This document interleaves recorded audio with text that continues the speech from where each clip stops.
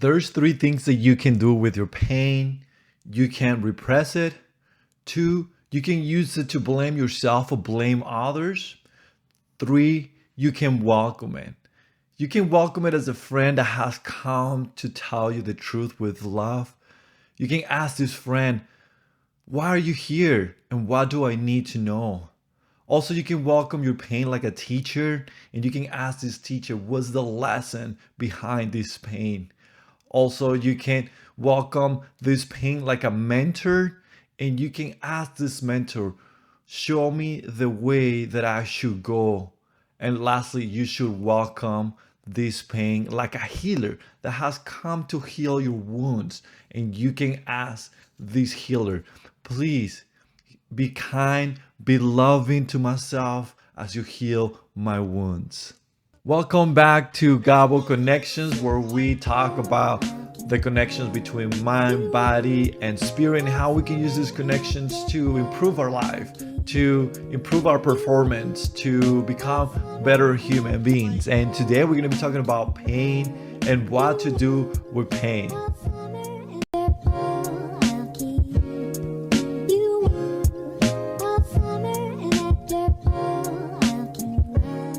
Pain is such an essential part of our lives. Since the moment we are born, we're experiencing pain.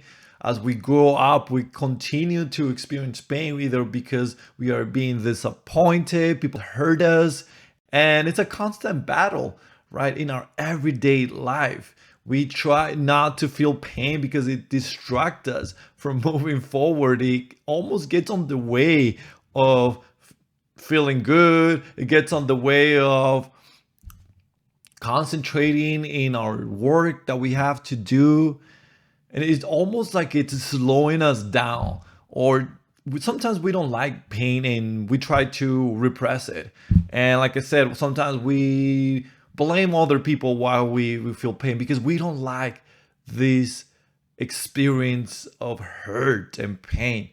And as we talk about pain today and the things that we usually do when we are hurt, we can start with how we repress our emotions. We humans tend to sometimes repress our emotions because we don't want to feel it.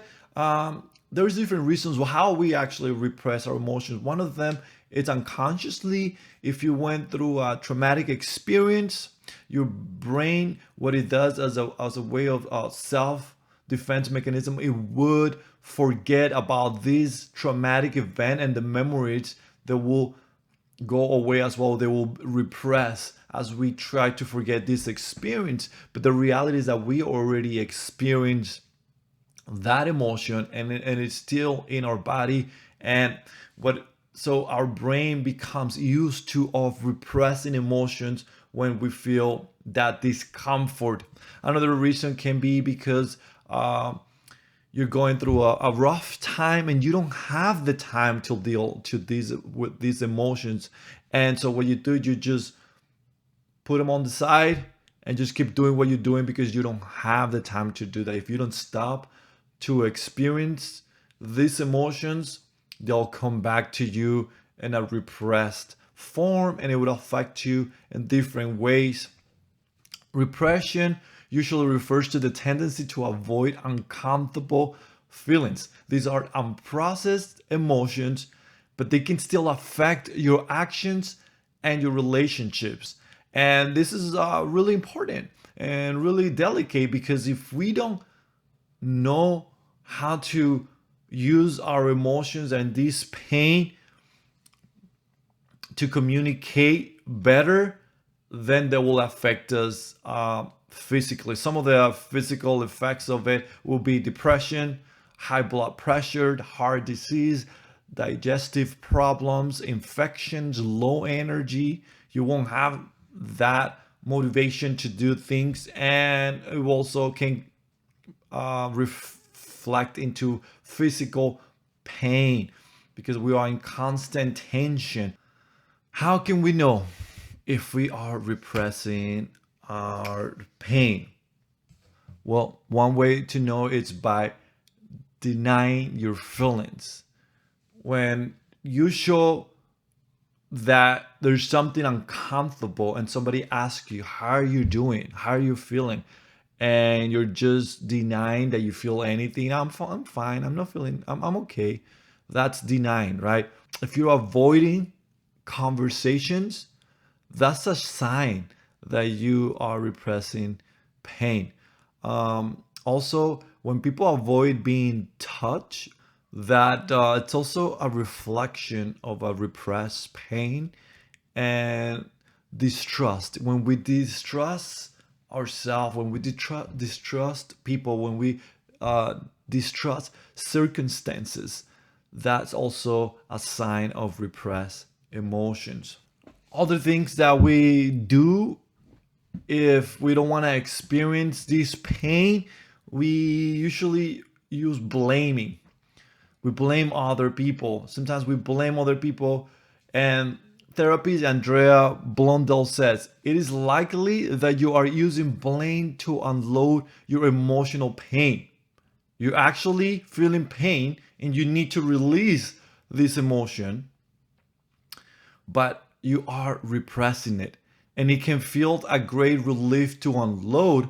So you might be blaming a lot for this very reason. So we blame people because there's a need inside of you to release this pain. It's uncomfortable. So what your brain does, it looks for something to point the finger to. It says, I feel uncomfortable. I feel hurt.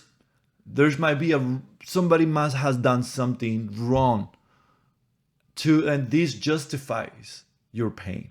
Okay, so we blame other people because there's a need to unload this emotional pain. If you find yourself blaming a lot, there's a sign that you're hurt, and we need to go inside and know why we're feeling this discomfort, why we're blaming people. If we're blaming people, it's because there's something inside of us that is bothering us, all right? And it's more about us than anybody else, okay?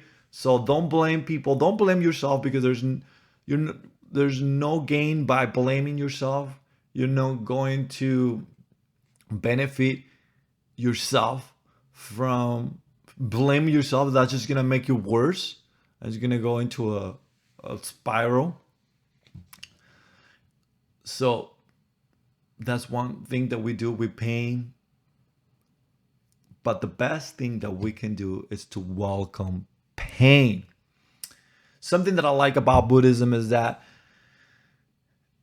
it motivates us to be observers of our bodies. It motivates us to be observers of our emotions and our body sensations. And it's almost like you're leaving your body to see yourself from a third point of view, right? You try to see things objectively. Once we observe ourselves, we can check for details for each emotion. This also allows us to see more clearly and to make a better decision, to make more sound decisions. When you welcome your pain like a friend, teacher, mentor, as a healer, it allows us to interact with our emotions in a positive way. While this understanding doesn't necessarily entail that we're gonna like our pain or our suffering, it does liberate us from regarding them as enemies that we need to conquer. Once you see our pain from a third point of view, more objectively, when we just observe what's happening with ourselves when we are hurt, what we're doing, we are just we're liberating the wanting to repress the emotion, the trying to justify our pain by blaming other people. It liberates us, and it kind of makes us see this pain as a friend instead of an enemy that we need to conquer. So that's why I like that analogy a lot. Jim Harshaw, performance coach and former American wrestler, he says, he asks the question, do you want to grow but do you also want comfort? You can have both. To cultivate meaningful experience and to experience meaningful growth, you must endure pain and discomfort. The more you can connect your pain and discomfort to your values, the more the discomfort becomes bearable. The more the hard work instead becomes inspired action. This is beautiful. Actually, Jay Shetty says this also in his book. Once we can connect our pain with a higher purpose, with a higher reason, it's almost like it doesn't feel bad or as bad anymore. So when you connect the pain with your values, it's okay for me to go through this pain, and this is in the sense of growth. So it's your easy way to put it is if you're going to the gym and you're being hurt, you're hurting yourself in a way because you're in pain because you're lifting, and you know that that pain is for a good reason, right? If you've been going to the gym for a long time, you almost like that pain. I actually like that pain, right? That's a physical easy way to see that liking, not like, well, that one's liking pain, but using pain or understanding pain as part of the process. So it's bearable, it doesn't even bother you as much. But also if you know that you left a relationship, right? And you're in pain, but there is a reason why you left the relationship. If you can align this pain with your value, then the pain is more bearable. Okay? If you understand that what you're going through at the moment, it's for your own good, and you connect that to your progress, to your growth, then that pain is going to be more bearable. One of the most effective ways of healing unhealthy feelings is by the transformation of emotion by emotion. This is a study done by Les Greenberg, the pioneer of emotionally focused therapy. He says, thinking usually changes thought. Okay, when you think, you change thought from thought to thought. It is feelings that change our core emotions. Okay, so also feelings change our core emotion. He gives an example of Charles Darwin when he quote, an emotion cannot be restrained nor removed unless by an opposed and stronger emotion. All right, there's no way that you can go away from that emotion unless there is an opposite and stronger emotion. To transform our deepest and most difficult feelings, we must first allow them in and welcome them, says Dr. Greenberg. And then, while they are active, we can, if we wish, summon other more adaptive emotional states to soothe and undo them. Very, very, very interesting. So he says, our core maladaptive emotions are shame and fear. Those are the maladaptive emotions, shame and fear. We do well to allow these feelings fully. And then active, incompatible adaptive emotions such as self-compassion. So he says there's maladaptive emotions and there's adaptive emotions. Maladaptive emotions are shame and fear, and adaptive emotions are self-compassion, love. It says it's okay to feel this pain, it's okay to feel these emotions, and make sure that you experience them fully. If there is rage, make sure you experience that fully. All right? But then we need to activate incompatible adaptive emotions such as self-compassion, such as love. People must first arrive at a place before they can leave the place. Lastly, there are techniques in NLP or neuro-linguistic programming that help us rewrite our brain and our emotions and the way we see them, and it helps us to align it with our purpose, with our goals. And this is something that I've been practicing. I was certified to practice these techniques on people that are seeking for this change in their lives. So this is it. Thank you so much for listening to this episode. I hope you enjoyed it. I hope you got something from it. I hope you learned something from it. If you like it, please comment what you learned. Share it with a friend, with someone that you know. You say, look at this. This is interesting. Something that to think about. Or, if you have more questions, please go ahead and reach out to me. I love talking to people. I love engaging in meaningful conversations. That I'm here for you.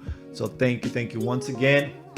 You have a lovely day and many blessings to you. Bye bye. I love you guys.